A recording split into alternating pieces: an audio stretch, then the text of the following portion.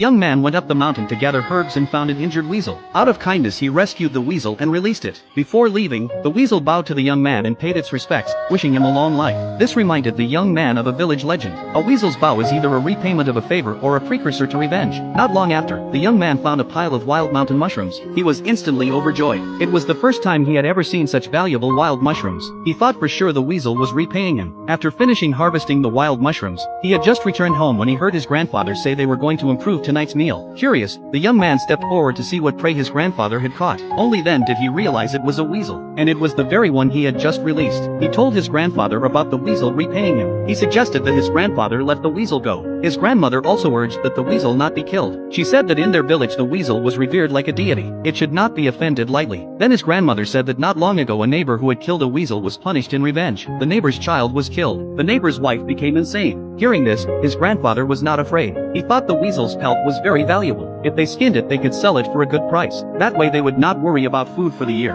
The grandmother and the young man disagreed, but the grandfather would not be persuaded and butchered the weasel. He then removed its pelt. Seeing this, the grandmother was terrified. She worried about being avenged by the weasel. She urged the grandfather to quickly bury the weasel and buy some offerings to worship it. But the grandfather said he would take the weasel to town to sell it. Having said that, he left despite the grandmother's objections. He strode past the village gate carrying the weasel. The villagers were terrified when they saw this. They all accused the grandfather of committing a sin. The grandfather ignored them. He wanted to sell the weasel. At that moment 4 strangers appeared behind him. They became interested as soon as they saw the weasel in the grandfather's hands. They said they specialized in collecting weasels. They asked the grandfather if he wanted to sell it to them. The grandfather asked how much they would pay. They generously produced 2 coins. Seeing this, the grandfather sold the weasel to them. They then asked the grandfather if he had more weasels. The grandfather said he had only caught 1 today. If they wanted more, he could go back to the mountain tomorrow. In the next second they struck a deal. The next day, the grandfather set out early with his hunting rifle to go hunting. Before long he spotted a weasel. He fired many shots, but the weasel escaped each time. In fact,